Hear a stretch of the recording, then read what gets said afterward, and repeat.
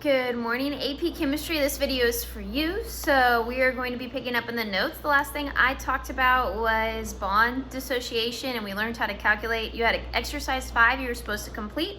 We are on page 8. So now we're going to be talking about formal charge. So formal charge is for covalent bonds, and it is something that physicists think is better than oxidation state. And if you recall from first year chemistry, oxidation state, oxidation number, and charge are all the same thing. So formal charge is different than charge. So that being said, how you calculate formal charge, when I explain it, I feel like it's a lot easier to see examples of it. So we'll be doing examples, but I'm going to go ahead and try to explain it anyway. So you have like an atom's valence electrons, or its group number. So if you remember up at the top of a periodic table, the one I had in my classroom, it's like group 1, 2, 3, 4, 5, 6, 7, 8. So it's group number, or its number of valence electrons, and then you're going to subtract out, when it's in a bond, lone pairs on it. So lone electrons that are on that atom. And you're also going to subtract out bonds as well for the electrons. And I'll show you how it works here in a second. So there's a couple of rules to follow whenever you're doing formal charge. And so some of the rules are, one, if it's an ion like sulfate, we're going to do sulfate in a second, the charge has to match the ion's charge. So sulfate has a -2 charge. So all of your formal charges of each individual atom that's making up sulfate, which would be 1 sulfur and 4 oxygens, all of their formal charges added together has to equal -2, because that's the charge of the ion. So hopefully that's making sense. You'll see it in a second. Use formal charges to determine the resonance structure. That's not one of the rules. Another rule is that you want the formal charges to be as small as possible, as close to 0 as possible. This is the principle of electroneutrality. And then also, it's going to be most stable when the negative charge, most negative charge is on the most negative thing, electronegative thing. So for instance, you look at your electronegativity trend for sulfate, which we're about to do. Oxygen is more electronegative than sulfur. In the notes on page 2, it has the electronegativity chart, and oxygen has electronegativity of 3.5, and sulfur is just 2.5. So oxygen is more electronegative, so we want to try to make it to where oxygen is the more negative thing. That's what's going to actually happen. That's what electronegativity is telling us, that electrons are going to hang out around oxygen more than they are sulfur, because oxygen has more of a pull and an attraction for electrons, and so because of that, that's going to happen. So that would make oxygen naturally more electronegative. So we need to make sure we're following all these things we already know. As we go through this, a couple of warnings and cautions. So that was all of this page, which we'll refer back to this. So if you want to keep this page around, you can. Page 8, but we're technically on to page 9 now. So we're about to draw sulfate, but a couple of cautions beforehand. Formal charge is considered to be closer to the atomic charge than oxidation states, but they are only estimates, and you shouldn't take them as the actual atomic charge. Also, formal charges can often lead to erroneous structures. So test-based experiments are the best way to determine the actual structure. We're going to learn how to draw Vespers here in a second, and we just want to make sure that you understand that that formal charge isn't always going to give you the best structure. So we're going to try to learn it as best we can. So we're going to do sulfate. So at the top of page 9, it says example, draw all possible structures for the sulfate ion. Decide which is the most plausible using formal charges. So sulfate is SO4 minus 2, in case you didn't know, pretty. And so I'm going to start drawing some structures. Normally I would make y'all draw them, and it's a lot more fun that way. But I'm going to draw structures. This says all possible structures. If you have me for first year chemistry, I hope you can only think of one off the top of your head immediately, and then we have to stretch our brains for a second. So single bonds here. I'm not doing my brackets right now. I should do brackets. I'm not doing brackets because I'm going to run out of room.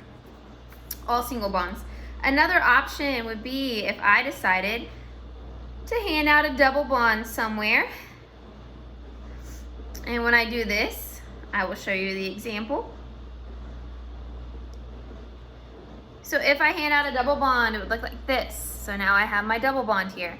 And I can do a second double bond, and I will do the top and the bottom just to make it symmetrical, more appealing to the eye. I don't know, because I'm crazy. But I think it looks nicer. So it looks something like that. And I can keep going. I can do 3 double bonds and 4 double bonds, and then at that point, that's kind of where we stop. But I'm gonna leave it at these 3 for now. So that way I have some room to show you work. So to do formal charge, we have to do it for each individual atom. In this case, I'm going to start with the single bonds first. We're going to do sulfur and oxygen. So I'm going to start with oxygen first. I'm going to start with this top oxygen. So how you calculate formal charge is you are going to take the number of valence electrons. Oxygen has 6 valence electrons. So it's going to be 6 right here. And then I'm going to subtract out the 2 different parts we talked about.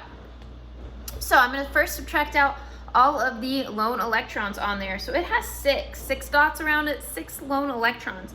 So it's going to be 6. And then I'm also going to subtract out right here this bond. So what's actually happening in this bond is there's 2 electrons participating in that bond. And we have one here and one here. If you watch the Khan Academy video, they draw a line and just tell you to subtract out one of the 2. If you want, you can take both of them and just divide all your bonds by 2. So I'm going to say there's 2 electrons in there, and I'm going to divide it by 2. So in reality, I'm taking 6 minus 7, which is going to give me a -1. So that's how you calculate formal charge for oxygen. So oxygen's formal charge is -1. I'm going to go ahead and put that up here. And then guess what? This guy is also oxygen. It has 6 valence electrons. It has 6 lone pairs on it.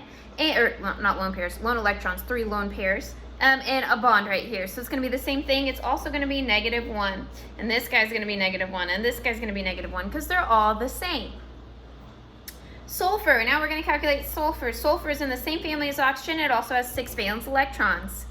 And I'm going to subtract out its lone pairs, which are none. It doesn't have any lone pairs on it. And then it has bonded pairs, which would be 4, which is going to give it a +2 charge. So when I look at this, I have a +2, -1, -1, -1, -1. The overall charge is -2, which matches sulfate. So great, did formal charge. Now we're going to move on to the next one. I'm realizing I'm already at 7.5, so I'm going to try to go quickly. This is the same. It's going to be -1 because oxygen was the same. It's the same exact oxygen bond here, a single bond. This one up here, a double bond. So then I have my 6. It only has 4 on it, and then it has a double bond here, so it's going to be 2. So that would be 0. And then sulfur is going to be a +1 because sulfur has 6. I'm going to subtract out no lone pairs. Now I have 5 bonds, so I'm going to subtract out that 5, which makes it a +1. So again, these with my 0, my +1, my +1, my -1, my -1, and my -1, I still have a -2 overall charge. If you're looking at these, this structure is better than this one because there's more of them lower or closer to 0. But in reality, this one's going to be the best because this is 0, 0, -1, -1. And guess what? This one's going to be 0 because now I have 6 minus 6 for sulfur. And so then this fits all the rules. It meets the ions charge that's -2. They are the lowest. So that first rule, I have 0s and -1s. Those are lower than all these -1s and +2. And if you keep going and we went on to like 3 double bonds, then it would all of a sudden make sulfur negative and oxygen, there'd be more oxygens that are 0. And so we have oxygen is the most negative thing and it is the most electronegative. So hopefully formal charge is starting to make sense. If you would try exercise 10, and I will post other videos as well to try to help you. Sorry this one's so long.